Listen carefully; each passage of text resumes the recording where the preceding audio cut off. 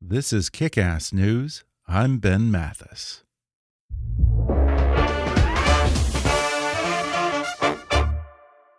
Looking for some sparkle under the tree?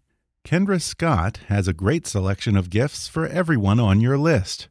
From a classic pendant necklace to an on-trend statement earring to something customized just for her. Visit kendrascott.com and use promo code KICK or mention this ad in your local Kendra Scott store for 20% off your next purchase. That's kendrascott.com and promo code KICK for 20% off your next purchase. And now, enjoy the show. Hi, I'm Ben Mathis. Welcome to Kick-Ass News. As things heat up in the impeachment inquiry into President Donald Trump's quid pro quo with Ukraine, I'm welcoming back to the podcast New York Times bestselling author and renowned intelligence expert Malcolm Nance. Malcolm has a great deal of expertise in that region and will shed some light on the Trump-Ukraine relationship, as well as how the Trump-Russia connection runs right through Kiev. He explains why U.S. support for Ukraine is in our own national interest, what Rudy Giuliani is getting from being President Trump's bagman with Ukraine, and how Paul Manafort and Vladimir Putin started the conspiracy theories about Ukrainian involvement in the 2016 election that are now at the heart of the Trump-Ukraine scandal. Malcolm also talks about his latest book, The Plot to Betray America: How Team Trump Embraced Our Enemies, Compromised Our Security, and How We Can Fix It. He says Russia has been keeping tabs on Donald Trump since as early as 1977, that over time, Trump went from an unwitting asset of Russia to a willing asset, and he also sees Russia's fingerprints on Trump's withdrawal from Northern Syria. Plus, Malcolm weighs in on the importance of protecting the CIA whistleblower and Hillary Clinton's assertion that Democratic presidential contender Tulsi Gabbard is a Russian asset. Coming up with Malcolm Nance in just a moment.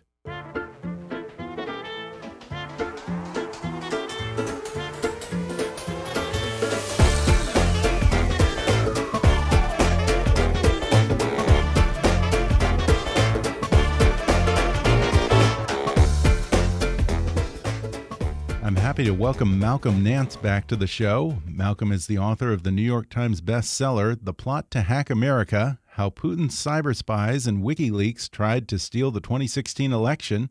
He is a globally recognized intelligence community member and a counterterrorism analyst for NBC News and MSNBC.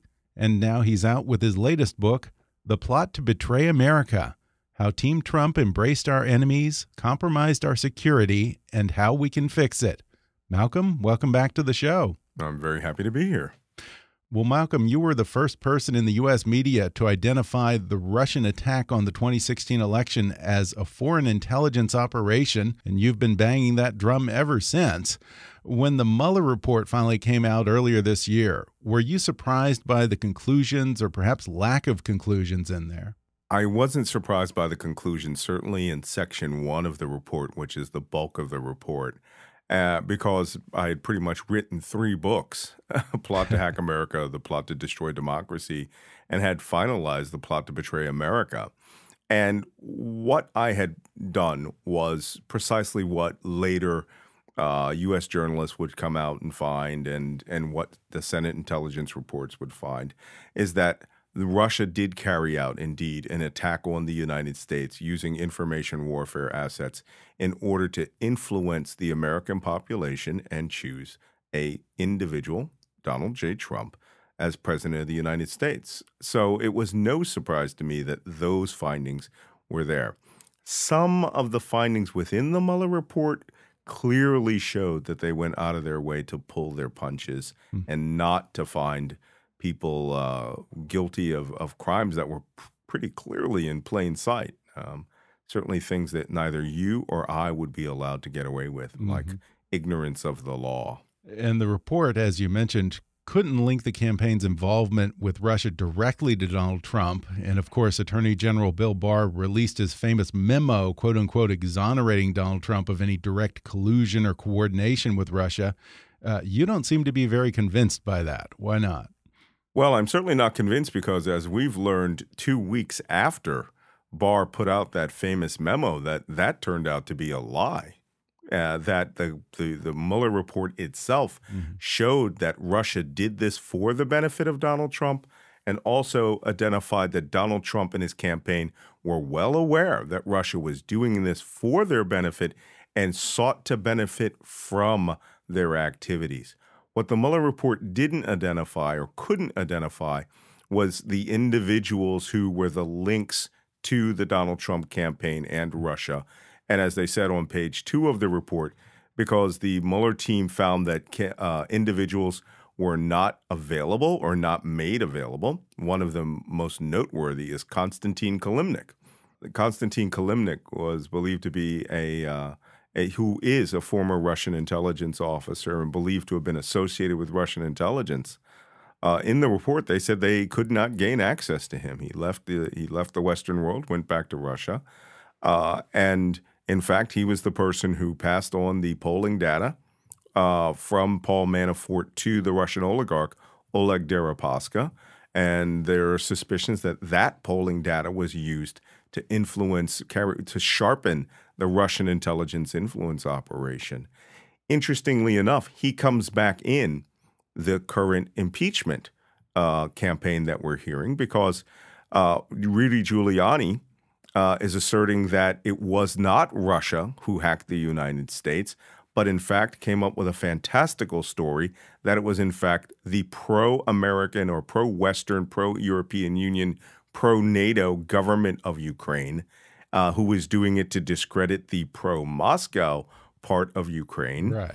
And that they hacked the Democratic National Committee and not the Russian Military Intelligence Agency or the Russian intelligence clandestine service that the United States and every other intelligence agency in the Western world has agreed upon because we have their fingerprints. That story came from Konstantin Kilimnik to Rudy Giuliani. Interesting. And I think that you reveal that there's also a Manafort connection in terms of the source of this conspiracy theory that Trump's embraced. Yes, that's absolutely right. And what listeners should understand is when you think of the word Ukraine, you should think of two different parts of Ukraine. Paul Manafort in the early 20s, around 2012, 2013, was working in Ukraine as part of his dirty tricks, attorneys, Manafort, Stone and Black, a company called the Dictator's Lobby. And he was working for the pro-Moscow government of Yanukovych. That government was corrupt. And it was not only corrupt, it was overthrown in a popular uprising called the Maidan movement, the Maidan uprising, which pushed him out of power, forced him to jump onto a jet and go back to Russia. Right. When they went through all of his political party's offices, they found a black folder, a black book they called it, which showed handwritten the handwritten bribes and funds paid to lobbyists and dirty tricksters. And in there was Paul Manafort's name, showing that he may have collected as much as $70 million. And that money is what he was convicted for in his money laundering case. He was keeping it offshore in Cyprus, and he was bringing it to the United States through a series of illegal maneuvers because all of that money was black money. It was dirty money that was taken from this government. This whole campaign between Kilimnik and now Rudy Giuliani trying to say even that folder showing Manafort was bribed or paid for all of his dirty tricks in Ukraine around 2012 to 2014, that is all fake. And that everything we know about Paul Manafort is all been rigged against him. And in fact, he asserts, Giuliani, that the Democratic National Committee servers were hacked by the pro-NATO, pro-European Union government of the Ukraine, and that all of this, that Russia and the pro-Moscow Ukrainians and Paul Manafort are all innocent of everything that they've been accused of. Donald Trump has bought into this conspiracy theory and believes that that is the truth about the hacking of the 2016 election, which, of course, gets Vladimir Putin off the hook. Yeah. So, I mean, and absolves Russia of everything so Trump can go out and open, you know, whatever is going on in his mind, whether he wants to open relations or lift sanctions on the richest oligarchs. But he is clearly proving himself beholden to them to the point of utter obsequiousness. And for your listeners, that means slavish devotion. Yeah, that's interesting. So you think that Trump's embrace of these wild conspiracy theories of Ukrainian involvement in the election and corruption involving the Bidens and Ukraine might also be a way of giving him cover or an excuse to back away from supporting Ukraine and adopt a more pro-Russia policy? Well, he has a very pro-Russia policy, even though some of the things that he claims his administration has done against Russia were actually Congress doing them against Russia and the Defense Department just carrying out its natural duties in the defense of the United States.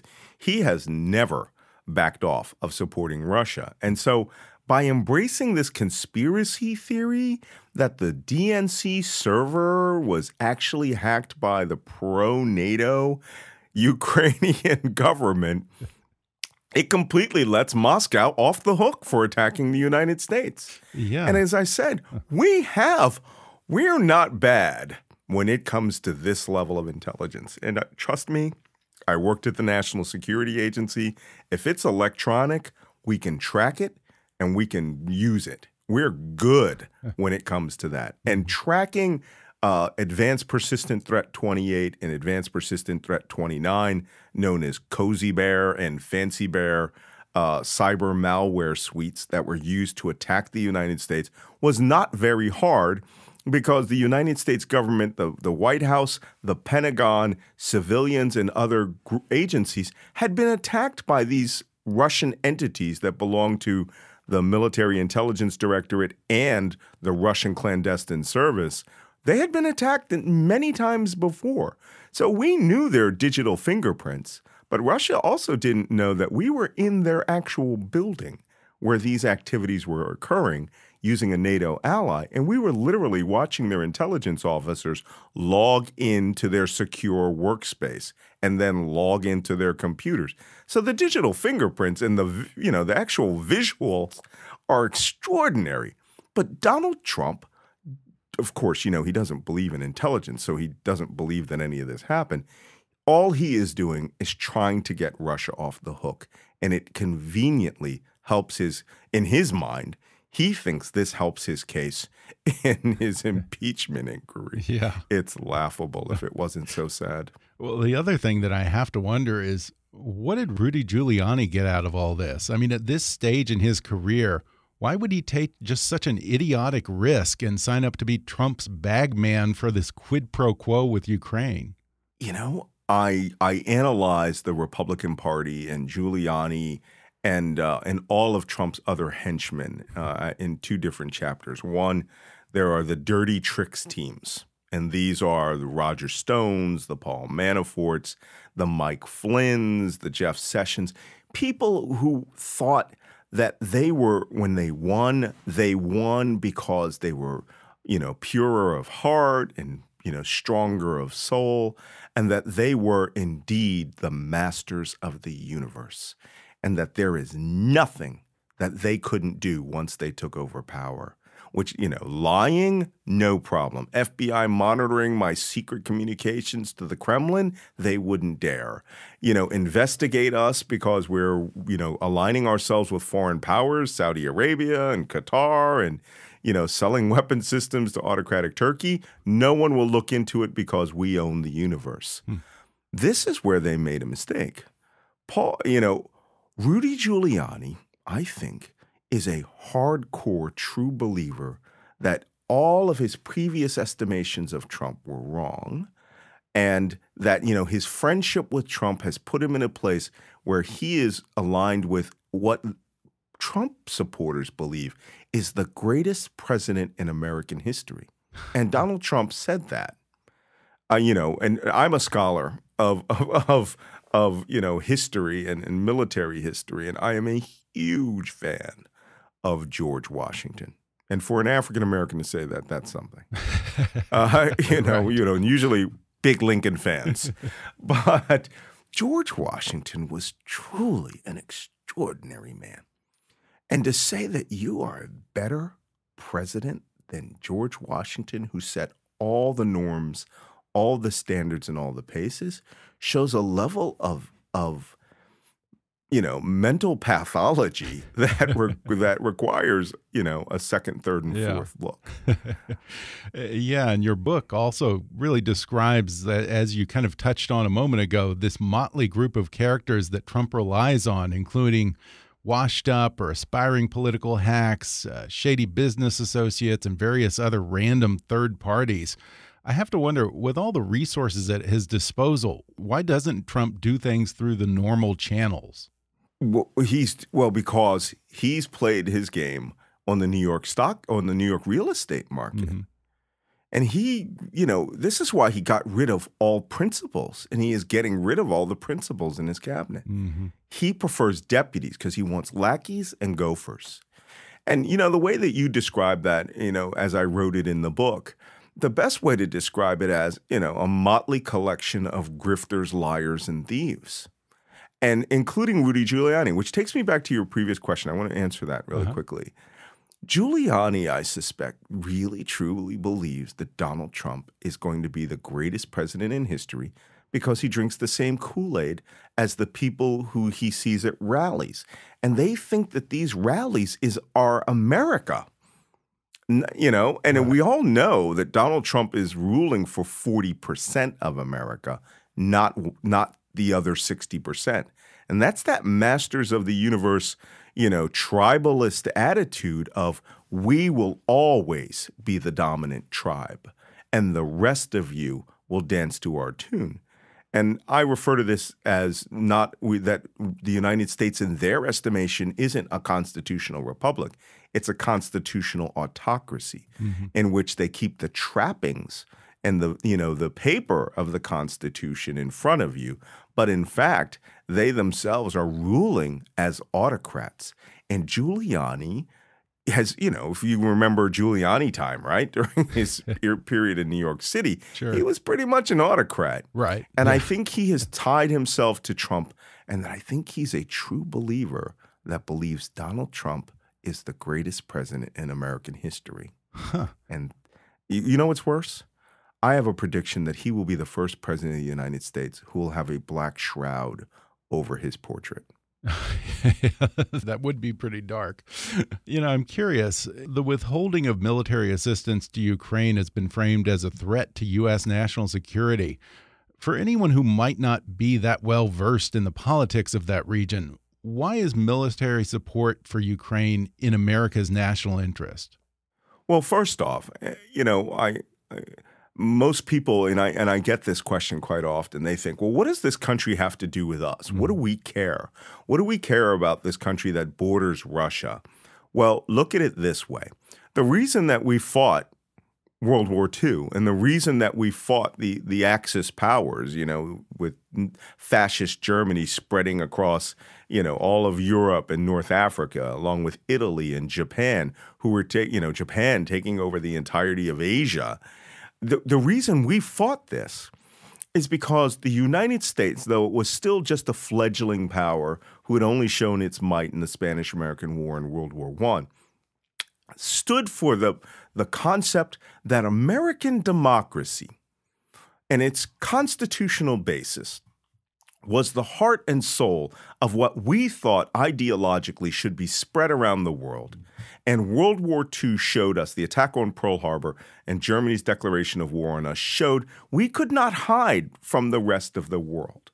And so we mobilized and we brought our forces and our men, including my 15-year-old father and my World War I veteran grandfather, who both went and fought in World War II, in order to defeat this ideology of power destroying humanity and using dictators and autocrats to choose to determine how people lived. And the concept of the right to self-determination for your own country to determine how you want to live in freedom and in peace became a ground foundation of our world and why we lost all those men and spent all that treasure in World War II. And I often tell people, if you really want a good look at how people truly felt back then, go watch the movie Captain America, The First Avenger. Really? And you see a character who is truly steeped in the belief that we, America, are fair and good and strong and are aligned against horrible powers. And there's actually a great book called The Virtues of Captain America, which outlines that truth that my mother and my father, grew up in.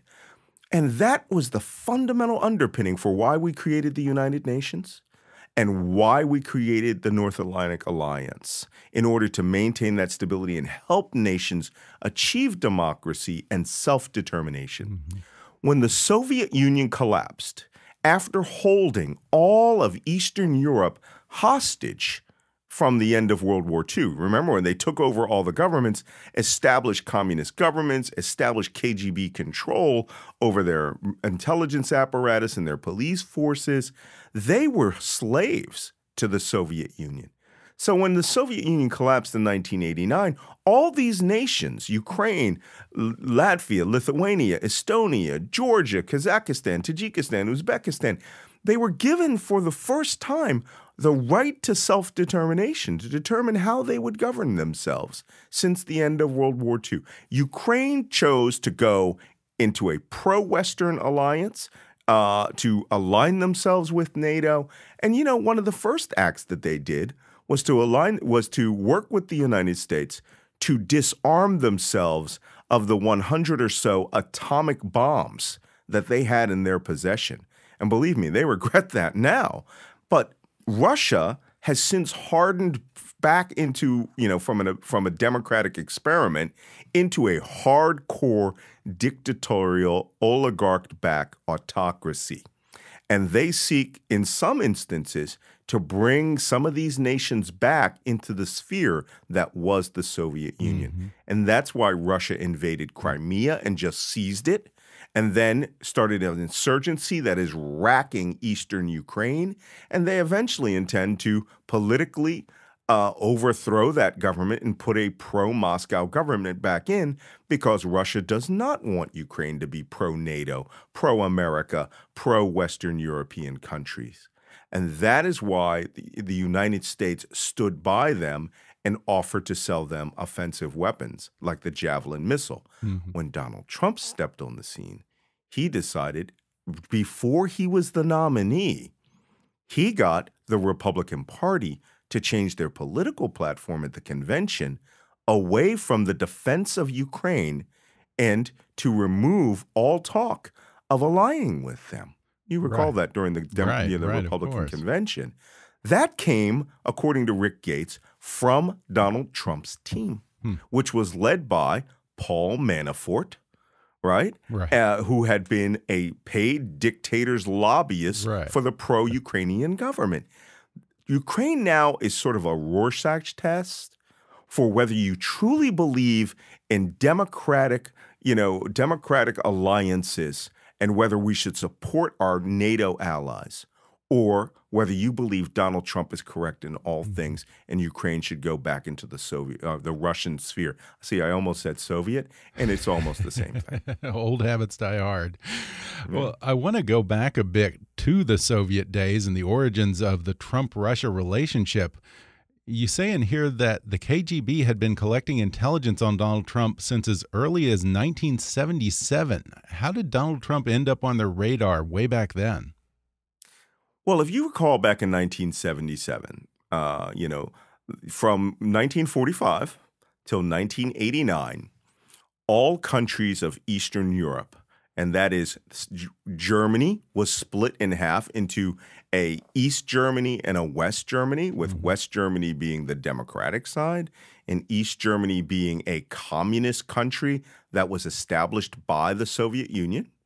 Below them was Czechoslovakia, which was the former Czech Republic and the former Slovak Republic, thrown together into a communist Czechoslovakia. And then you had communist Hungary, communist, communist Bulgaria, communist Poland, communist Latvia, Lithuania, Estonia, and communist Ukraine were all part of the Warsaw Pact, which was an alliance of nations that was forced upon them by the Soviet governments, that was forced upon them after they created an iron wall and decided that that part of the world would fall under communist sphere. The Czech Republic, at that time in 1977, was a communist country for almost 40 years, actually 30 years. And Donald Trump's first wife, Ivana, was a citizen of the Czech Republic. And when she would go home, or when she would call home, she was under complete surveillance from the Czech intelligence agency.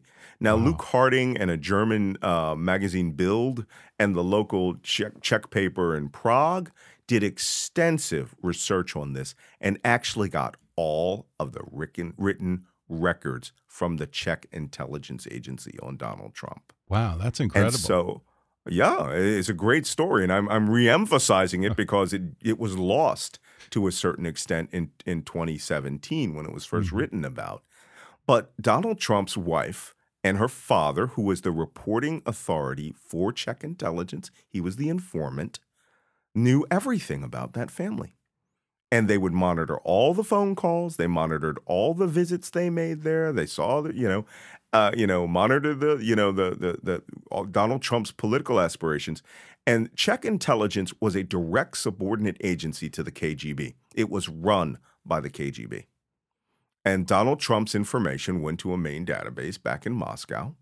And when he decided he wanted to visit the Soviet Union in 1988, the Russians knew 10 years of information about him that he had told no one, including his aspirations to run for president in 1988.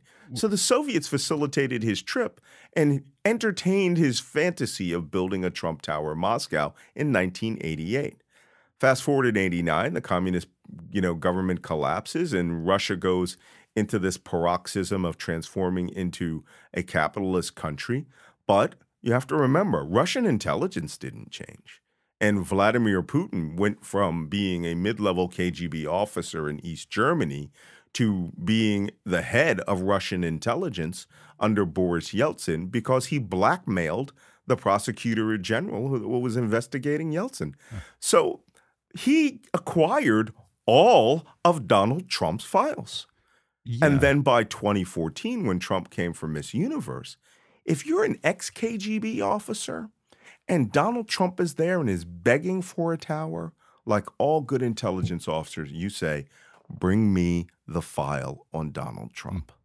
And when Vladimir Putin looked back into this file on Donald Trump, stretching back 4 decades now, what do you think that he saw that made Trump an attractive, quote unquote, useful idiot for Russia? Oh, more than a useful idiot. He just started as a useful idiot. I think he was a useful idiot in 1988 when he didn't know what was going on around him, and his statements, were helpful to the Soviet Union. His presence of flying to Moscow and going on tours within tourist agency, which, by the way, is the KGB travel agency that shepherded around Bernie Sanders and anybody else that went to the Soviet Union at that time. You were under constant surveillance. So Trump was. It was later on when Russia became a capitalist nation and saw that they had to money launder their illicit billions and billions and billions of dollars in cash, that Trump's properties became valuable because money laundering through properly real estate was a huge boom industry. Certainly here in New York City and in Florida, where they have large populations, and in Europe, all across Europe, virtually every spare apartment in London was bought by Russian oligarchs in order to hide their cash into legitimate assets. So Donald Trump then became an unwitting asset, which means he didn't know where the money was coming from, but he didn't care. So he was, useful to them. I believe that by 2014, when he got the Miss Universe and the 12 richest oligarchs sat him down in a private 2-hour meeting at the Nobu restaurant, and he walked out saying two things. One, we will have a Trump Tower Moscow, which, of course, he thought would earn him $3 billion in profit. And he had said, we learned this year, he intended to offer Vladimir Putin a $50 million bribe by giving him the top penthouse at the top of the building, which shows that he didn't understand Vladimir Putin. Vladimir Putin might be as rich as much as $200 billion of stolen money. Right. Because he controls the entire Russian oligarchy with the Russian intelligence agencies. And when he decides you're not going to be rich anymore, he seizes your assets. So Trump has underestimated this man. But Putin, as a human manipulator, a person who sees the faults of an asset and manipulates them, he saw a rabidly avaricious man who would do anything for money, which, by the way, was an old KGB recruiting tactic. Don't recruit liberals, always recruit conservatives and people who want money, people who have, horrible narcissistic personalities with power-driven egos, because you can assuage that with money. Liberals and the communists and things like that, they are fellow travelers, and when they turn on you, they have legitimacy. So never recruit them. Donald Trump is the perfect example of a recruitable asset. And all you have to do, and I have a section of the book called The 5 Dangles, is dangle things in front of him that he wants more than life itself. But unlike us in the West, some in the West, the Soviet Union and the Russian Federation used its national scholarship of psychology and human behavior as part of their intelligence apparatus. So Vladimir Putin, as new Russian president, who sees all this money coming in and hears about Donald Trump, who has a hit show in Russia called The Apprentice, which is true. It was a hit show in Russia. And he starts seeing him as an asset, and he brings in the dossier, and he goes, you know what? This guy's easy. Putin would have brought in every scholar in the country, every former intelligence officer and advisor, including the 4 on his staff, and they would have said, let's turn this guy into an asset for the Russian Federation, not the United States. Now, you also say that it's not just Donald Trump who has financial ties to Russia, but also members of his family, including Don Jr., Ivanka, and Jared Kushner. What are those connections? And, those connections actually are less. Let me put it this way. Donald Trump Jr. and the Trump Organization, they confessed on camera that most of their money in the early 2000s came from Russians, which is why he's hiding his financial records, because it will show that this money came from very shady sources. Also, that their loans to the Trump Organization were underwritten by Deutsche Bank. But Deutsche Bank had to be underwritten by someone, because no one in the world would loan Donald Trump money in New York City. No American bank, no Western European bank, only this bank. And to do that, you would have to have loan guarantees from people who had real assets. So Donald Trump Jr., Eric Trump, they are all implicated within the family organization. Ivanka Trump, on the other hand, went to the East. And she got trademarks, patents, made clothing, and it's almost as if the family was reaching out in 360 degrees to cover all bases of where there is dirty global money. And so Ivanka's to the east in China, Donald Trump Jr. is to the west in Saudi, in Russia, and then you have Jared Kushner, who has his 666 Fifth Avenue building that was in $1 billion of debt. Right after Donald Trump becomes president, gets instantaneously bought out and his debt paid off by a conglomeration from the government of Qatar at the time that he was Donald Trump's personal envoy to Saudi Arabia that was boycotting Qatar. I mean, it is salacious and incestuous in every way. It's not just Russia that they align themselves with. There's a group I call the global oligarchy or the globagarchy. It is a body of people, of billionaires, whose loyalty has no flag. And their flag is to money, quantities of money you and I cannot imagine. And Wow. that's why they defend, they party with each other, like Ivanka Trump and Wendy Deng, right? Rupert Murdoch's former wife, Right. who it was rumored was trying to date Vladimir Putin at the same time that they were, partying in Dubrovnik, Yugoslavia, or Dubrovnik, now Croatia, I went there when it was Yugoslavia, so forgive me, partying with Wendy Deng and the wife of a Russian oligarch. There is a class of people that have that kind of money, and then there's the class of people that wants to be in that class of money. And this money, just think back to the robber baron periods, to the Carnegies, and people who, there are only a few of them in the world, and the Trumps desperately want to do that, be in that group. And the presidency of the United States is a stepping stone, because that does not get you into that group. That just gets you near them. Yeah. And that's why I outline all the chapters that show their ties. These people are all willing to compromise U.S. national security and financial security and election security. They don't care about this country. They just care about the money this country represents. Now, I do want to ask you about Syria, because the Ukraine scandal has sort of overshadowed everything that happened there recently, but we've gotten very little in the way of a rational explanation from the White House for Donald Trump's sudden decision to pull out of Northern Syria. Why do you think Trump did that, and do you see the hand of Vladimir Putin behind that as well? I'm going to go back a little while and show you a chain of events. One of the things that I try to explain to people is, and they ask, wow, how do you get these books out so fast? How are you years ahead of everybody? Because I am not a journalist.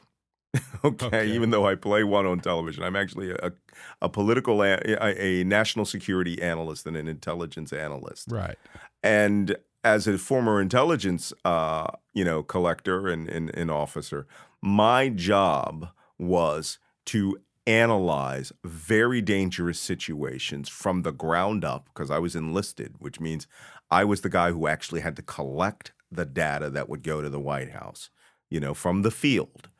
And I could see those patterns much more quickly than, the news media could, because I had raw, stolen spy data, right? And we have to analyze it ourselves in a room, or on a collection site to determine right away if it's a threat to the United States. And then we would report that up the chain of command. Journalists don't have that. And they also don't have the depth of 20 years of intelligence experience starting in the Cold War, where I could go to any Middle East country and see the KGB, right? And so they would go by reporting, interviews, analysis, and that would give them a body of knowledge, but it wasn't allowed into their reporting, right? That's journalism. Okay. So I had the ability to move faster. But let me explain the Syria part to you. Way back in 2016, Russia and Turkey had an air engagement over the Syrian-Turkish border, and a Russian fighter jet was shot down by Turkey. 2 months later, the foreign minister of Russia shows up in Istanbul, has a quiet meeting with Erdogan. Erdogan instantly announces that they were going to be making stronger ties with Russia, and then they repaid Russia for the loss of their fighter jet. Within a month, a coup d'etat was thrown in Turkey, and Erdogan takes deeper power, eliminates all his political enemies, guts the armed forces of anyone who believed in the old Ataturk government, the secular government, creates a hardcore political Islamist political party in that country, and then suddenly aligns himself with Moscow in the sense that they are now allowing Russian operations on their border. They are working themselves more in alignment with Russia and their occupation of Syria. He has less objections to the Bashar al-Assad government. And then the United States starts carrying out operations with the Kurds. They defeat ISIS in a 2-year offensive. And you have to remember some things. Turkey is the country where ISIS was allowed to enter and transit over to Syria on every airliner. Wow. Turkey's the country that took 1 million Syrian anti-government refugees and allowed them to buy life preservers that were essentially pieces of styrofoam and get into these rickety boats that were made by Turkish manufacturers by the hundreds of thousands and allow them to try to go to Greece and let them die by the thousands on the ocean. That all originated in Turkey. These events showed that Turkey was making an enormous quantity of money off of ISIS. All of their illicit oil sales to Syria went to Turkey. All of their gold that they had minted and their coins that were minted in the caliphate were minted in Turkey. They had ISIS-backed groups operating in Turkey and at the border, and the Turks didn't do very much about that. But when ISIS collapsed, Turkey suddenly saw the #1 enemy was the Kurds who were fighting with the United States Special Operations Forces. The same Kurds who that the Russians would send a mercenary group to try to seize their oil fields that Donald Trump is now defending. Wow. And that who we slaughtered 250 Russian mercenaries because we had 12 U.S. Special Forces and a radio. So that shows our combat power. This is the same Kurds that Donald Trump, on a flash after one phone call with Erdogan, decided he would abandon, knowing that the Turkish forces would come down, seize the corridor, which is their main lifeline to Iraqi Kurdistan, and then start an operation to wipe them off the face of the earth. That interest benefits Turkey, it benefits the Assad government, and it ultimately, the United States turned over all of our bases to Russia. You know, as a longtime intelligence guy, I want to ask you, Republicans like Senator Rand Paul have floated the idea of outing the CIA whistleblower, and Don Jr. supposedly did expose the alleged whistleblower, or who he believes to be the alleged whistleblower. Do you think that they're putting that person's life at risk, and what kind of obligation does the CIA have to protect that person? Well, first off, whoever the officer was, whether it's a man or a woman, they were not working in a covert status, which means they were not part of the clandestine service and they were not having their identity protected as a part of their natural daily duties. It is a crime to out a CIA officer who's in the clandestine service. But we don't know the status of this individual because he or she is protected under whistleblower statutes, which say that you cannot name that person. Look, you're working in an office building. There's only so many CIA officers who have been assigned to you. You're pretty much going to be able to eliminate #1, 2, and 3 that were on the phone call. If there was just one, it's easy. What they're doing is allowing their surrogates like Donald Trump Jr. and Fox News, or like today, the Washington Examiner, and Joe DeGenova just published a name and started calling him a more dangerous person than the assassin who killed Abraham Lincoln. Wow. The intent is to intimidate that person, if not incite the death of that person. And I am far too old and far too jaded to realize, to not recognize a mortal threat when I hear one. The CIA does not have an obligation legally to defend this person, but the FBI does. The local police force does.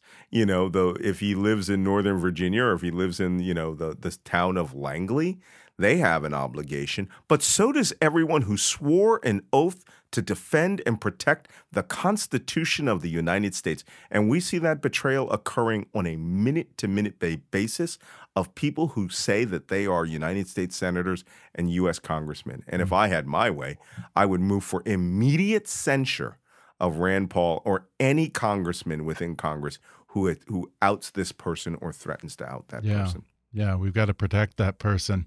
Well, before we go, I absolutely have to ask you about Hillary Clinton's assertion that Congresswoman Tulsi Gabbard is herself a Russian asset. Have you seen any evidence that this might be the case? And if so, is she an unwitting asset or is she a willing asset? Well, first off, Hillary Clinton never mentioned Tulsi Gabbard as an asset at all. Oh, really? She only mentioned Jill Stein. And there's a lot of evidence to show that Jill Stein, from her first meeting when she went to have dinner with Vladimir Putin, where she her platform was allow Trump to become president and let him tear down government, and the Green Party will rise into that space. And also, the Green Party ignoring this is one of my favorite things, ignoring the plea from the Russian Green Party that they were being manipulated by Moscow. I mean, and not to work in Putin's interest by getting Trump elected. I mean, Hillary Clinton you got to remember something. She is cleared for intelligence, still very advanced intelligence. And at the time that she was a candidate, she was getting read into the exact same counterintelligence information Donald Trump was about what Russia was doing in the United States. So, as also a former Secretary of State who had the same security clearance as the President of the United States, she has a depth of knowledge that would inform her opinion about what she thought about other candidates. But as I recall, she never mentioned Tulsi Gabbard by name.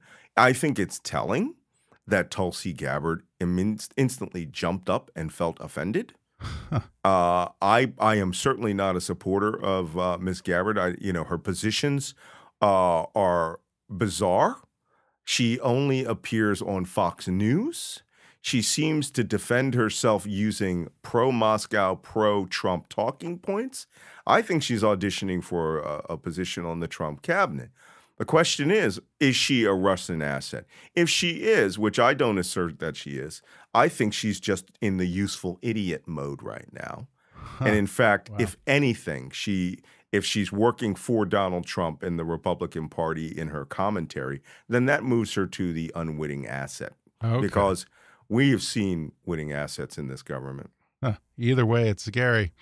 Well, once again, Malcolm Nance's book is called The Plot to Betray America: How Team Trump Embraced Our Enemies, Compromised Our Security, and How We Can Fix It. Malcolm, thanks for talking with me. It's been my pleasure.